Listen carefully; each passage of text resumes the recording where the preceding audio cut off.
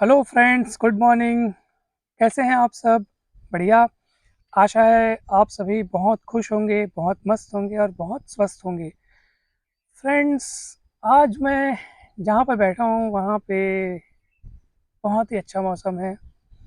आसपास का वातावरण बहुत ही सुखद है, बहुत अच्छा लग रहा है। ठंडी हवा चल रही है, पेड़ की ठंडी छाँव में बैठा हूँ और मन में बहुत अच्छे अच्छे विचार चल रहे हैं।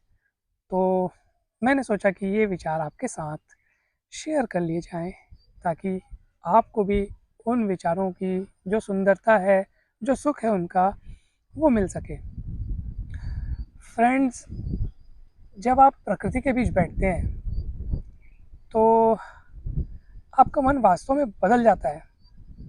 कुछ ही क्षणों पहले आपके मन में तरह-तरह की बातें, दुनियादारी की टेंशन, इधर-उधर की शिकायतें सब रहती हैं। और जब आप ऐसे प्रकृति की गोद में बैठते हैं, तो मानो एक जादू सा चल जाता है और आप उस समय के लिए सब कुछ भूल जाते हैं और आपको ऐसा लगने लगता है कि हम व्यर्थ ही बहुत चिंता करते हैं, व्यर्थ ही बहुत टेंशन लेते हैं, जबकि उनका कोई अस्तित्व रहता नहीं है। हम 2 साल पहले, आज से 1 साल पहले, डेढ़ साल पहले, कितना भी, कभी भी, कितने भी पहले हम जिस बात की चिंता करते थे, आज देखते हैं वो बात है ही नहीं कुछ। हम सोचते हैं कि आज से इतने साल बाद क्या होगा, वो समय जब आ जाएगा तब पता भी नहीं चलेगा। आप खुद सोचिए, आपके जीवन में आज से कुछ दिनों पहले, चाहे साल भर या 2 साल पहले, आप किसी बात को अगर लेकर चिंतित होंगे, किसी बात को किसी बात को लेकर अगर आप फ्रस्ट्रेट हो गए, टेंशन में होंगे कि कहीं ऐसा ना हो जाए, वैसा ना हो जाए, ये होगा तो क्या होगा, वो होगा तो क्या होगा। अब आज देखिए, क्या वो वास्तव में वो घटना हुई जिस बात की आपको आशंका थी, क्या वास्तव में वैसा हुआ? 99% कारणों में या 99% 99% केसेज़ में ऐसा नहीं हुआ होगा। जैसा आपने सोचा था, जिस अनिष्ट की आशंका आपको थी, वैसा नहीं हुआ होगा। अगर जो 1 आध 2% जो घटनाएँ घट भी गई होंगी, तो जितना आपने सोचा था कि जितनी दुखद होंगी या जितनी भयानक होंगी, वो उतनी नहीं हुई होंगी और उन घटनाओं से आप बहुत आसानी से निपट गए होंगे, बहुत आसानी से उन घटनाओं को आपने यूँ निपटा दिया होगा।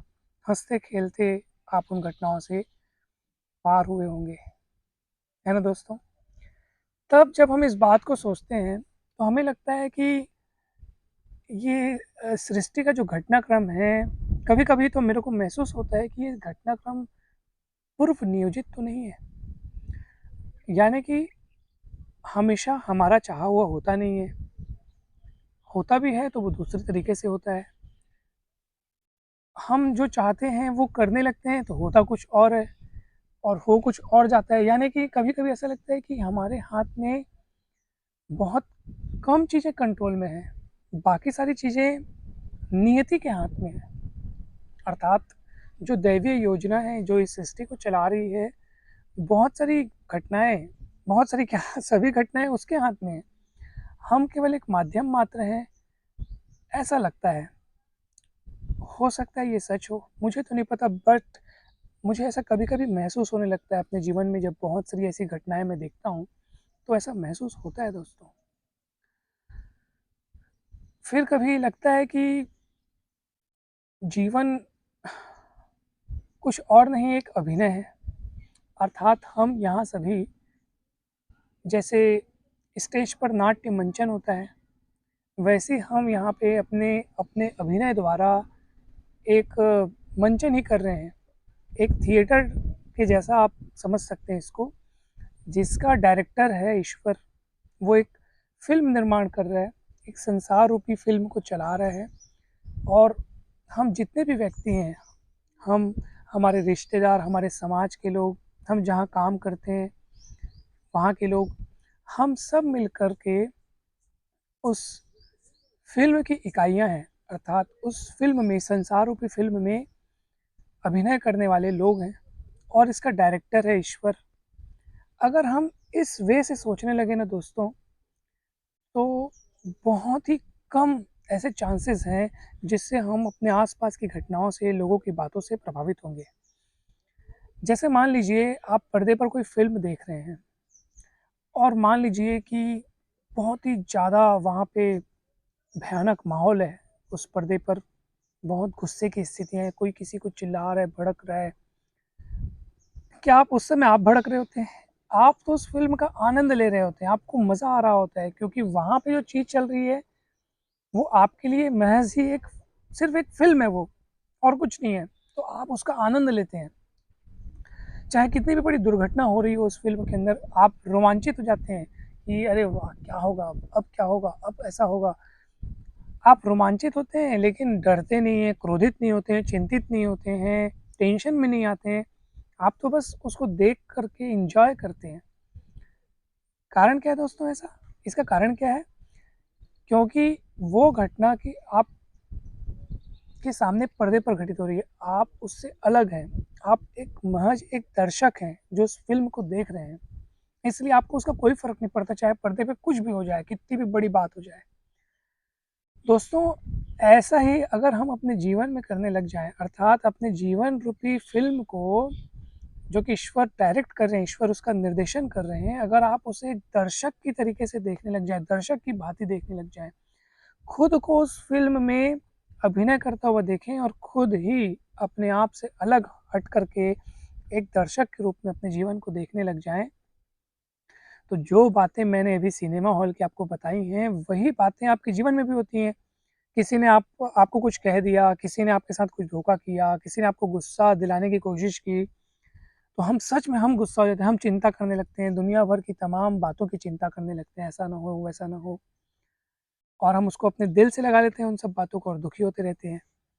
अब क्या फ़र्क है कि हम सिनेमा हॉल में उन्हीं स्थितियों को जब पर्दे पे देखते हैं, तो हमको फ़र्क नहीं होता, और असल जीवन में जब वो बातें होती हैं, तो हम बहुत ज़्यादा हर्ट हो जाते हैं। इसका कारण क्या है दोस्तों? क्योंकि उन सभी बातों को, उन घटनाओं को आपने अपने मन से चिपका लिया है, जबकि होना ये नहीं चाहिए। आपको असल लाइफ़ में भी एक दर्शक की तरह उन घटनाओं को देखना होगा और खुद को उस फ़िल्म में, उस पर्दे पर अभिनय करते हुए देखना होगा। आप ये सोचिए कि जैसे आप किसी मुसीबत में फँस गए, तो खुद को थोड़ी देर के लिए अलग कर लीजिए खुद से। कल्पना कीजिए कि मैं एक दर्शक की भाँति सिनेमा हॉल में बैठा हूँ एक कुर्सी पर और स्वयं को उस पर्दे पर अभिनय करता हुआ देख रहा हूँ, जो महज़ एक फ़िल्म है और उससे ज़्यादा कुछ भी नहीं है। और वास्तव में ये सच है दोस्तों, कुछ भी नहीं है, जो भी बातें होती हैं सब टेम्परेरी हैं। एक समय बाद आप अपने चारों ओर जो लोग देख रहे हैं, इतने सारे लोग जो दिख रहे हैं, एक समय बाद कोई नहीं रहने वाला। कुछ सालों बाद, आज से कुछ सालों बाद, 80 साल, 100 साल बाद, आप जितने लोग अपने चारों ओर देख रहे हैं, जिनको आप बोलते हैं कि ये मेरे को तकलीफ़ पहुँचाता है, ये मेरे को कष्ट देता है, इसके सामने मुझे रहना नहीं सुहाता, कोई नहीं रहने वाला आपके सामने। कुछ साल बाद तो हम खुद नहीं रहने वाले, बताइए। हम में से कोई नहीं रहने वाला। हम सब एक सामान्य इंसान हैं, जो उस ईश्वर के द्वारा बनाए हुए हैं, जिसकी आयु निश्चित है। हमारा जन्म हुआ है, तो कुछ समय बाद हमको इस दुनिया से हटना भी है, मिटना भी है, जाना है। इसका अर्थ ये है कि जो भी घटनाएँ हो रही हैं, वो कुछ समय के लिए हो रही हैं। अगर हम अमर होते, तो हम सोचते कि हर हर घटना की फिर चिंता करने लगते हैं कि आखिर ये कब तक चलेगा, ये कब तक होगा। जब हमारा ही कोई गारंटी नहीं है, तो हम क्यों इतनी व्यर्थ चिंता करते हैं, यही समझ में नहीं आता। तो आप उस पर्दे पर खुद को अभिनय करता हुआ देखें। अब आप ये सोचें कि आप सर्वश्रेष्ठ अभिनेता अगर आपको बनना है, तो आप कब बन पाएँगे? डायरेक्टर ईश्वर है, वो आपसे क्या चाहता है? हर डायरेक्टर क्या चाहता है कि उसका अभिनेता, जिसको उसने फ़िल्म में कास्ट किया है, वो बहुत अच्छा अभिनय करे। आप खुद को विलन के रूप में देखना चाहते हैं कि हीरो के रूप में देखना चाहते हैं, ये आपको डिसाइड करना है। विलन अर्थात जिसका किरदार, जिसका अभिनय बहुत नेगेटिव हो, बहुत क्रूर हो, बहुत गुस्सैल हो, बहुत आतंकित हो, और हीरो जिसका स्वभाव बहुत बहुत ही ज़्यादा अच्छा हो, दयालु हो, सभी की मदद करने वाला हो।